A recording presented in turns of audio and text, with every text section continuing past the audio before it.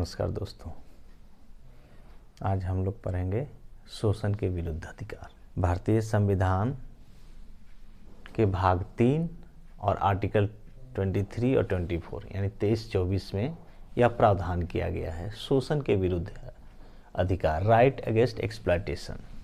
अनुच्छेद 23 में मानव के दुर्व्यापार और बलात् श्रम का प्रतिषेध। किसी भी व्यक्ति को उसका खरीद बिक्री नहीं किया जा सकता है श्रम करवाने के लिए।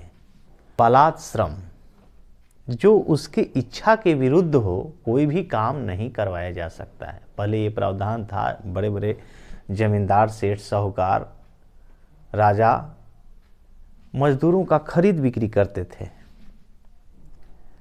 बंधुआ मजदूर रखते थे, उनकी इच्छा के विरुद्ध काम करवाए जाते थे, बिना मजदूरी के काम करवाए जाते थे, जिसको हम बेगार कहते हैं या बेगारी कहते हैं।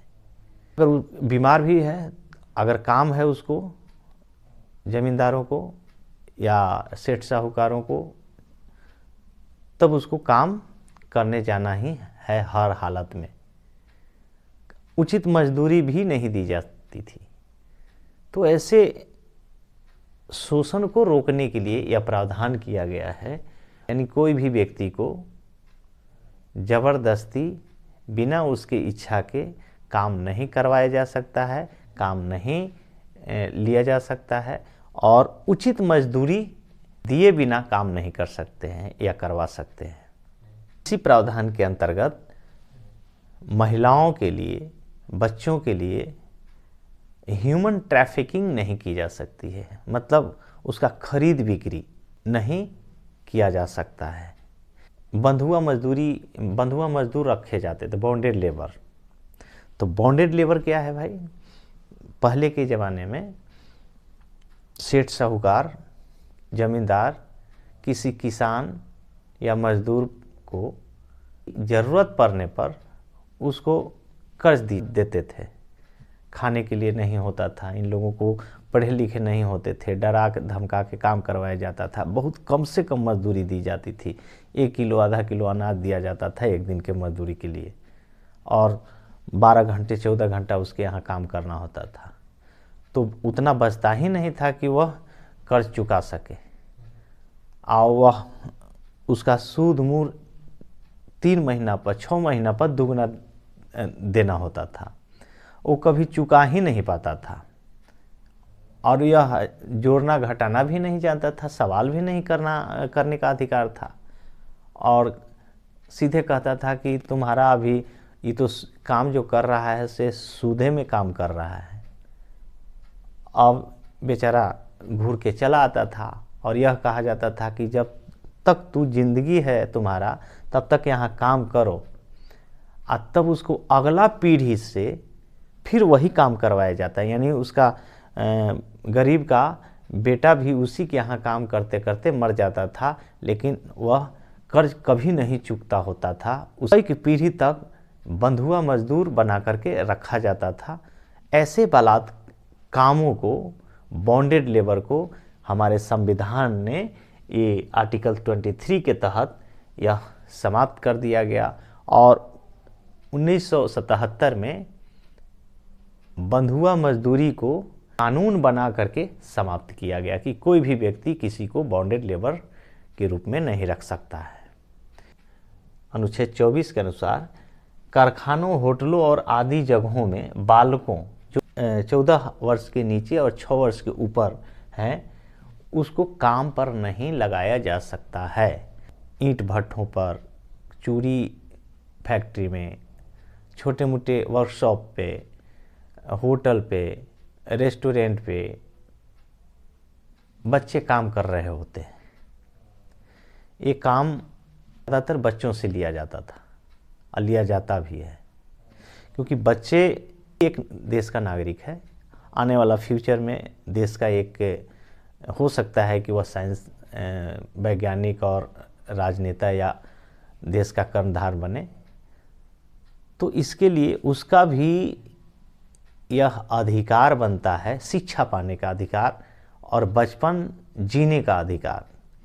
तो किसी भी व्यक्ति को उसका बचपन नहीं छीना जा सकता है, शिक्षा से वंचित नहीं किया जा सकता है। इसलिए यह प्रावधान किया गया कि ऐसे नियोजन में, ऐसे कामों में उसको नहीं लगाया जा सकता है, इसलिए उसको कड़ी दंड का प्रावधान किया गया है। यह संविधान 1950 में लागू किया गया, लेकिन यह जो प्रावधान है वास्तव में अभी तक वो मूर्त रूप नहीं लिया है, पूर्ण रूप से इसको लागू नहीं किया गया। कारण यह है कि ये जो करने वाले या करवाने वाले लोग जो थे ये उच्च वर्ग के लोग हैं, वही सत्तासीन थे।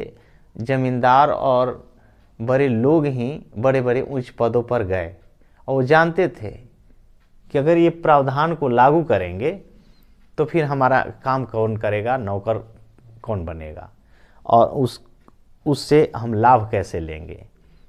इसलिए ये प्रावधान पूर्ण रूप से लागू नहीं किया गया, क्योंकि बड़े बड़े जमींदार और सेठ साहूकार के ही लोग प्रशासक बनते थे। जैसे जैसे निम्न वर्ग के द्वारा भी पढ़ाई लिखाई और संविधान को जाना समझा और राजनीति में पिछड़े वर्गों का और पहुंच बढ़ा, तो ये प्रावधान को कड़ाई से लागू करने की बात मांग उठाई और अंततः 1977 में जब पहली बार नॉन कांग्रेसी गवर्नमेंट बना, जनता पार्टी की सरकार, तब उस समय बॉन्डेड लेबर को समाप्त किया गया। देश के कई शहरों में और ग्रामीण क्षेत्र में तो बहुत कम, लेकिन शहरी क्षेत्र में घरेलू जो नौकर होते हैं ज़्यादातर बच्चे और बच्चियां होती है, और यह 14 वर्ष से कम ही, क्योंकि उसको कम वेतन पर रखा जा सकता है और जैसे कहें वैसे किया जा सकता है, उसका ज़्यादा से ज़्यादा शोषण किया जा सकता है। तो आखिर किन के घरों में यह काम करते थे? ज़्यादातर जो उच्च वर्ग के और जो ऑफिसर लोग होते थे उन्हीं के घरों में ये काम, और उन्हीं के द्वारा यह कानून लागू किया जाना होता था, लागू किया जाना होता है। उन्हीं के घरों में यह काम करने वाले बच्चे होते हैं, तब आखिर यह लागू क्यों नहीं हो रहा है?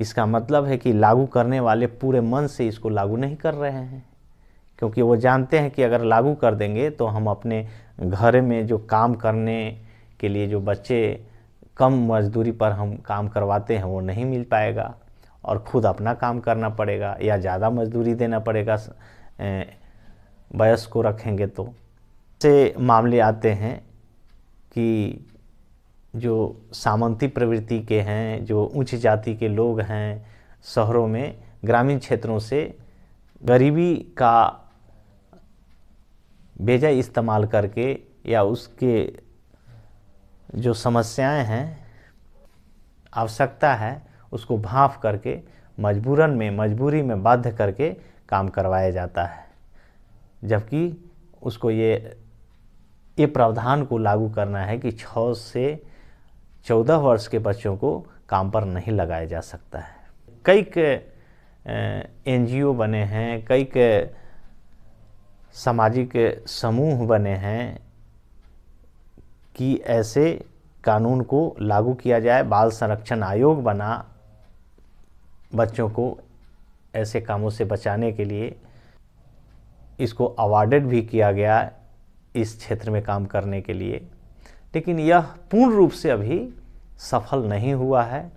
आज भी कई ऐसे जगह हैं जहाँ पे इस तरह से चोरी छिपे काम करवाया ही जाता है। इसका ये मतलब ये हुआ देश के शासक प्रशासक नहीं पूर्ण रूप से इसको कानून लागू करने में असफल हैं या उसको मौन सहमति है। धन्यवाद।